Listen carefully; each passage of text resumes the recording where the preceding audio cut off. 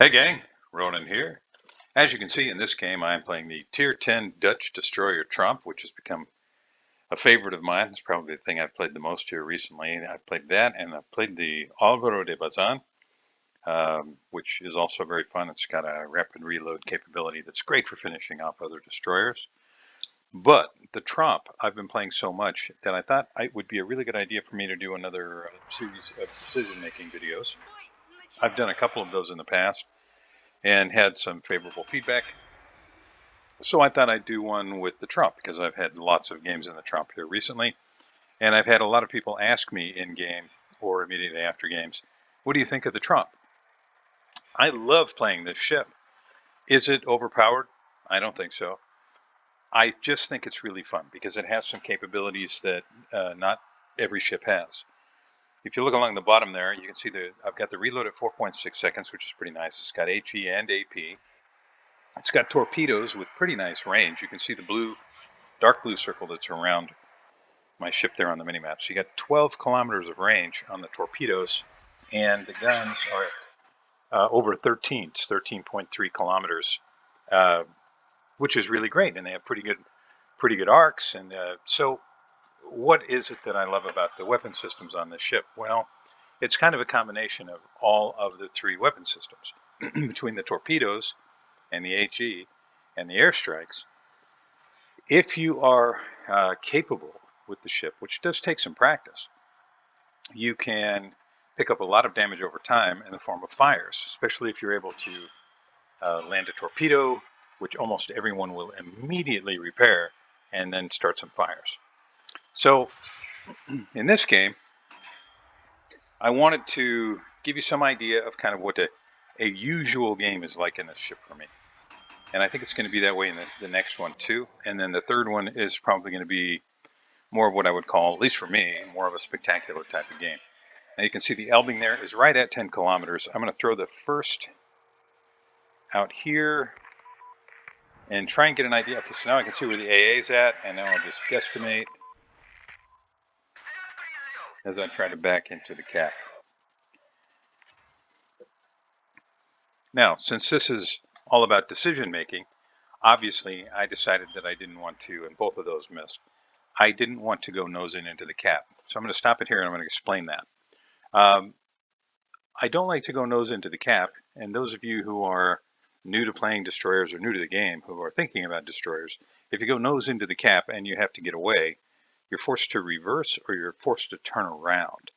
And if you back into a cap like this, you can accelerate straight away from the incoming fire, enemy torpedoes, etc. at max speed pretty quickly, which I find advantageous.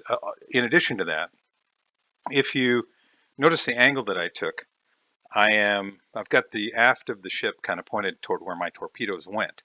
And the reason for that is if there are torpedoes on the way to me now, I've limited the surface area for the torpedoes to strike. If I was sitting here broadside to the direction of where my torpedoes are, there's a lot more of my ship to hit with torpedoes. So I just wanted to explain that. Most of you probably know that, but in case there was somebody watching who didn't, that's why. Now, what would you do here? You can see that the timer is at 21 seconds. The fact that I'm in here in the, and by that I'm talking about the one that's kind of superimposed over the image of my ship. That's to capture the area. If I leave this capture area, the Elbing will secure it in 21 seconds. And if I stay here, I do have the opportunity to get guns and or torpedoes and or airstrikes on something. So what would you do? Now we'll move forward and I'll show you what I did. Now I'm taking a look right now at what my support ships are doing. Massachusetts, Baltimore, Otago, Stalingrad. I've got quite a bit there. I see the Sturdy on the outside there, but it looks to me like he's probably not coming this way.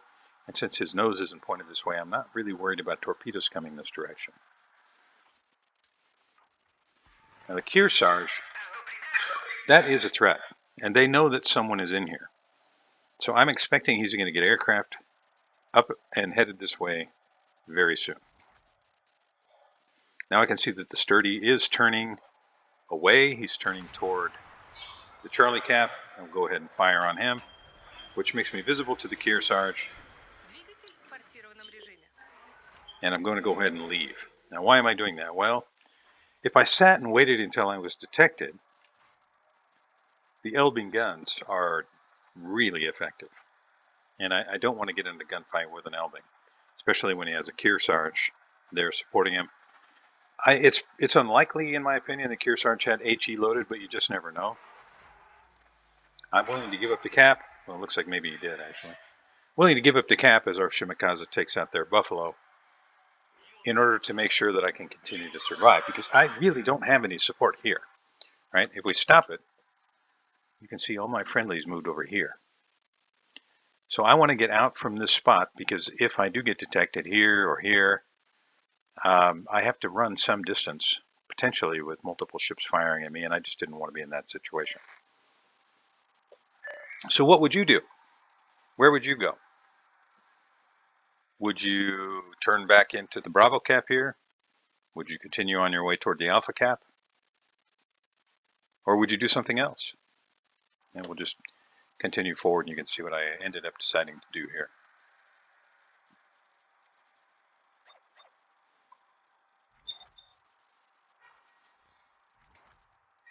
Двигатель в штатном режиме.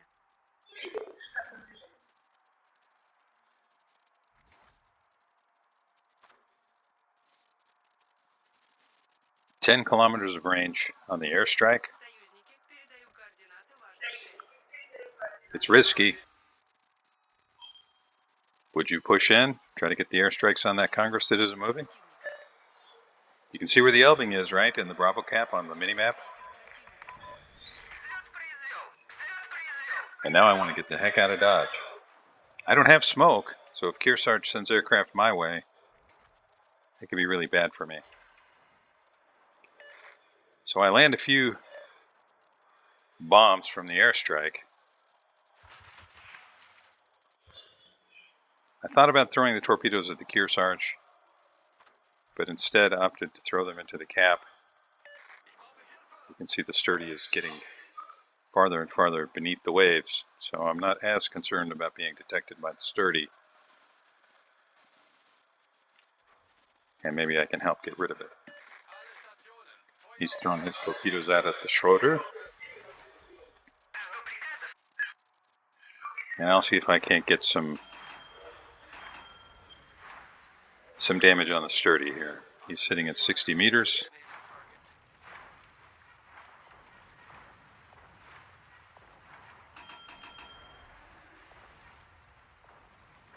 Don't want to get detected by the Kearsarge. So I hit the speed boost, but I may be too late. Yeah, he's at 5.9 kilometers now. I get pinged. I'm able to get back out of detection range. Торпеды за кормой.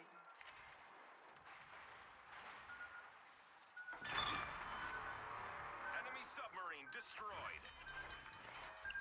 Жду приказов, прием. Неполадки устранены. Now what am I detected by? Holland. Well, if I open up, I'm going to stay detected for a while, so I'm just going to turn, try and get some distance.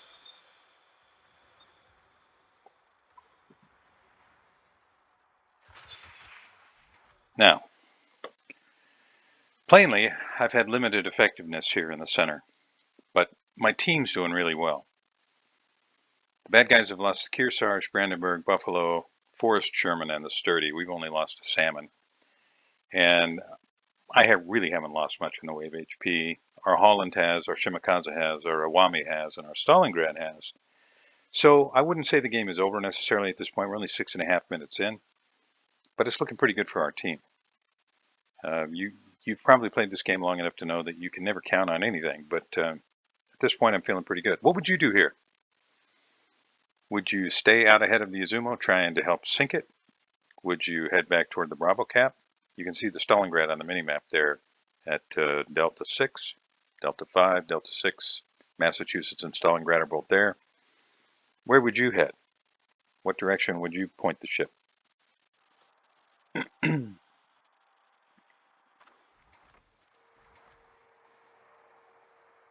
в штатном режиме.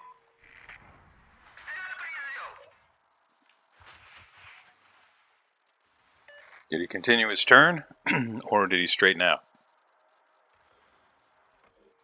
He straightened out. Well, that's okay. Looks like he's turning the other way now. Will he straighten out? I think he will, because I think he wants to go between the islands. That's my guess.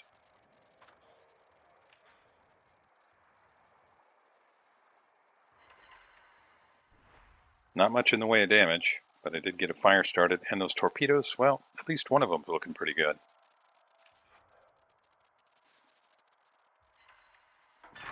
And that's all it took. So that's 2 kills, and granted, it's not a lot of damage. I'm certainly not lighting the world on fire, but at this point, we're down 3 ships. The bad guys are down half their team already. And now, what would you do?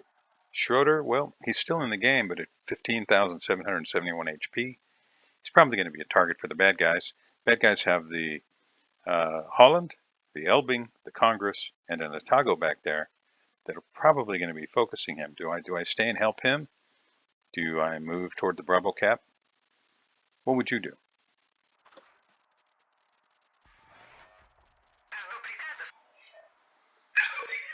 I don't really feel like I have any good targets, so I need to get closer. I know the last known position on the Holland. I'm guessing he's going to want to move across to help with the Bravo Cap. You can see where my radio location indicator is. And I'm kind of expecting torpedoes to come from this direction. And our Schroeder, he's in big trouble.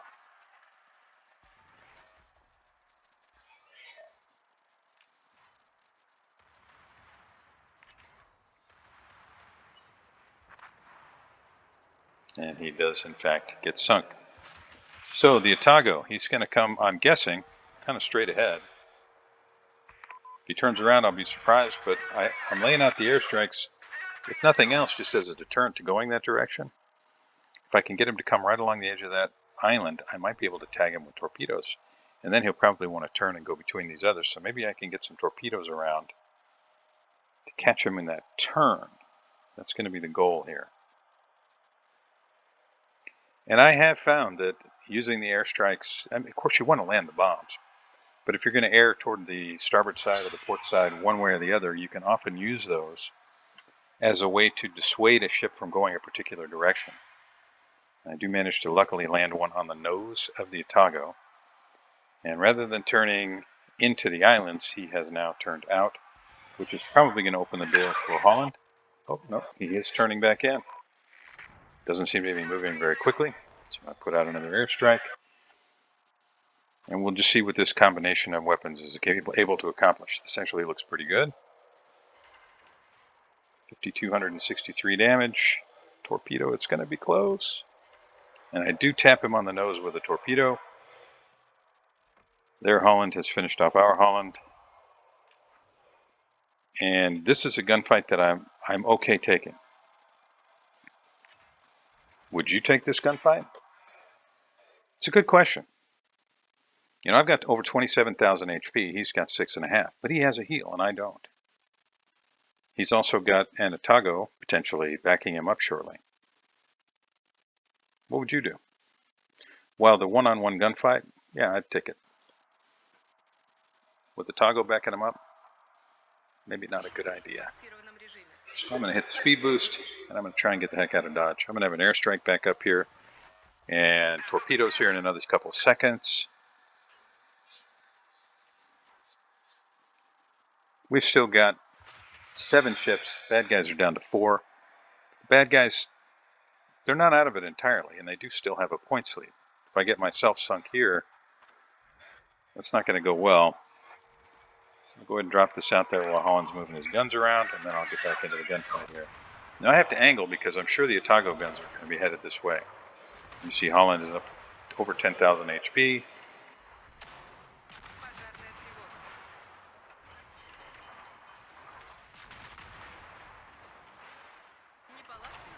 Those Otago guns hurt. Holland looks like he's in big trouble here. Can I finish him off and go dark? Well, I finished him off. Let's see if I'm able to go dark. Can't repair. My engine's damaged. But my team, my team helps me out. Takes out Stalingrad and Elbing. Yeah. Yeah, this game's all over. So, like I said, I didn't light the world on fire. 72,000 damage, more or less. 3 kills. And, you know, at this point, the game really is over. We've got 2 caps and we're headed for a third. This was, to me, a pretty regular game playing the Tromp. I don't always pick up 3 kills. I would say, you know, I often get multiple kills in this ship. A lot of times it's just finishing things off. The airstrikes are pretty effective for that. And these guns are pretty decent against destroyers, which you can see. So at this point, I'll just say I hope you enjoyed this. I hope you got a little something out of it. If you're considering the Tromp, it's one that I can really recommend. It does take a little getting used to, and it has a what I would consider pretty high threshold of challenge in order to make the ship effective. But I think once you get the hang of it, it's a lot of fun. So thank you very much for joining me. If you enjoyed this video, I hope you'll like and subscribe, and I'll see you next time.